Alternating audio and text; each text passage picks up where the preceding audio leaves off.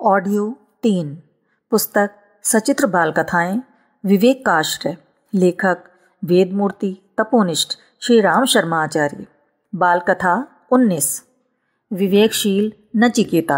वाजिश्रवा ने एक बार सर्वमेध यज्ञ किया और उसमें अपनी सारी संपदा एवं गायें दान कर दीं।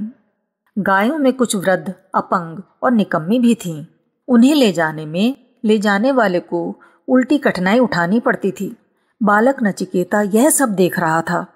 उसने पिता वाजिश्रवा से अनुरोध किया, जो श्रेष्ठ सार्थक है उसी का दान करें।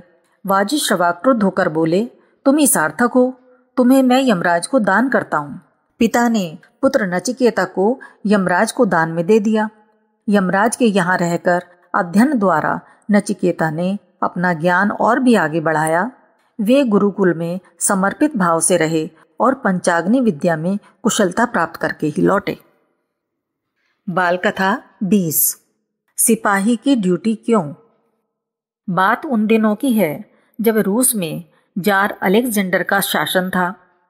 एक दिन प्रशा के राजदूत बिस्मार्क जार से भेंट करने उनके महल पर आ गए।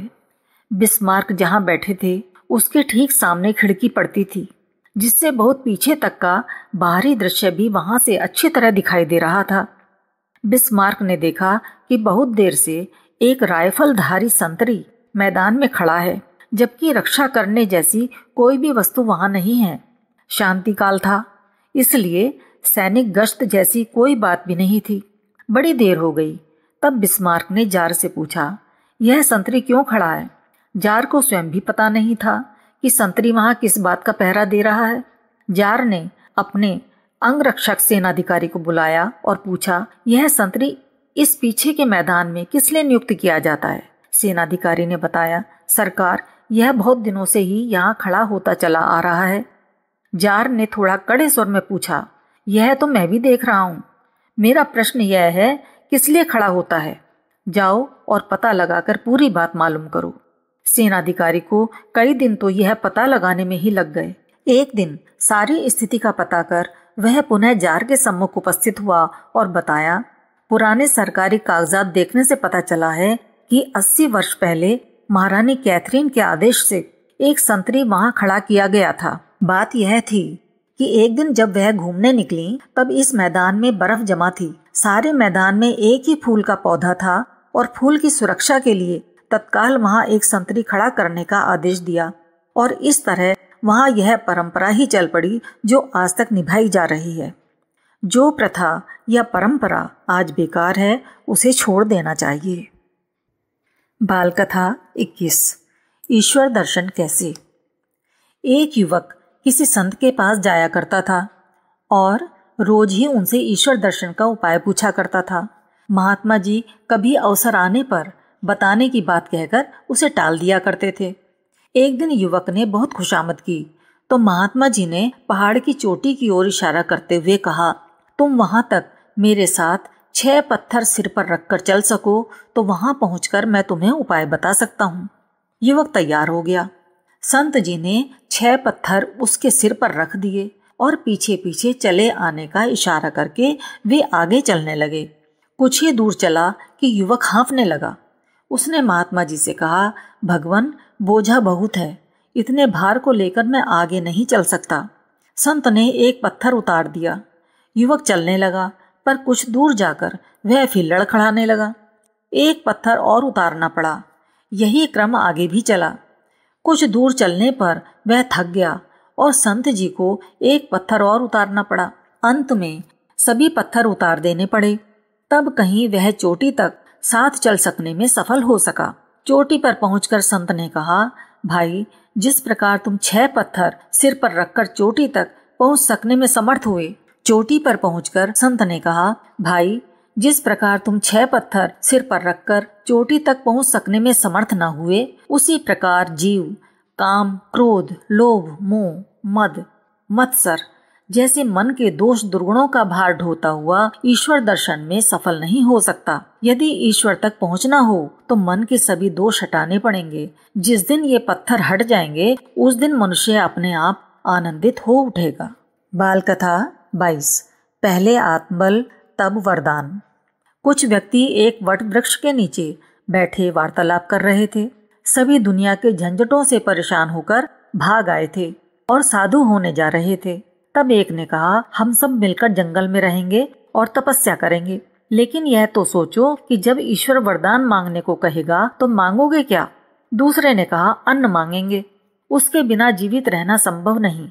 तीसरे ने कहा, बल मांगेंगे, बल के बिना सभी कुछ निरर्थक है। चौथे ने कहा, बुद्धि मांगना ज्यादा उचित है, बुद्धि की आवश्यकता प्रत्येक कार्य को करने के पूर्व होती है। पांचवा बोला, ये सब वस्तुएं तो सांसारिक हैं, आत्म शांति मांगेंगे तो अंतिम लक्ष्य है मनुष्य का।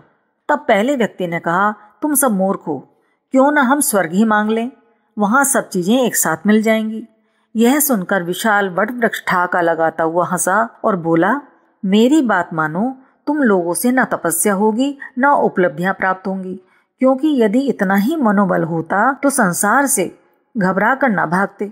तब पहले व्यक्ति ने कहा, तुम सब मूर्ख हो, क्यों न हम स्वर्ग ही मांग लें, वहां सब चीजें एक साथ मिल जाएंगी।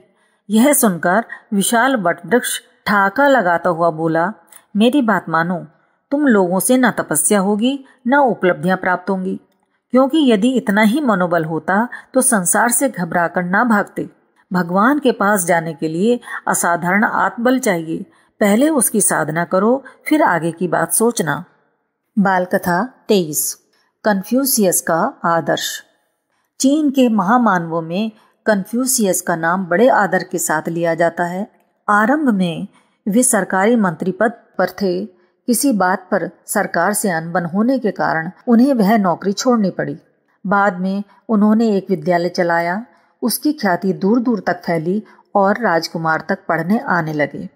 चीन के राजा ने उन्हें सहायता देनी चाहिए और आकर पूछा, आपको किसी वस्तु की आवश्यकता है? उन्होंने उत्तर दिया, पेट को रोटी, पहनने को कपड़ा मिल जाता है, इसके बाद मुझे क्या चाहिए? वे वेतन न लेकर भी सरकार को अनेक सलाह भी देते रहे। उन्हें एक आदर्श नगर बसाने का काम सौंपा गया, जो उन्होंने प्रसन्नतापूर्वक स्वीकार किया। उस नए बसाए हुए नगर की सारे चीन में चर्चा होती रही। कन्फ्यूशियस ने नीति और सदाचार पर एक ग्रंथ लिखा है। उसे उन दिनों उस देश में धर्मशास्त्र की तरह पढ़ा जाता था। आज भी वह ग्रंथ हमारा पथ प्रदर्शन करता है। महामानव स्वार्थ, पद, प्रतिष्ठा से दूर रहकर समाज की सेवा में लगे रहते हैं। बाल कथा 24। सच्चा आत्मज्ञान। एक बार जगत गुरु शंकराचार्य काशी में गंगा स्नान करके सीढ़ियों पर चढ़ रहे थे कि अचानक एक चांडाल से वे छू गए। तब उन्होंने आवेश में आकर कहा, अरे क्या तूने मुझे छू लिया? जानता नहीं मैं गंगा स्नान करके आ रहा हूँ।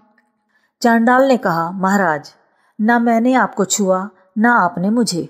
सभी में वह अंतर्यामी निर्लिप्त आत्मा निवास करती है।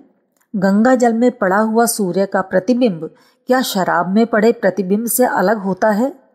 चांडाल की ज्ञानपूर्ण बातें सुनकर शंकराचार्य स्तब्ध रह गए। उन्हें अपनी भूल का अनुभव हुआ।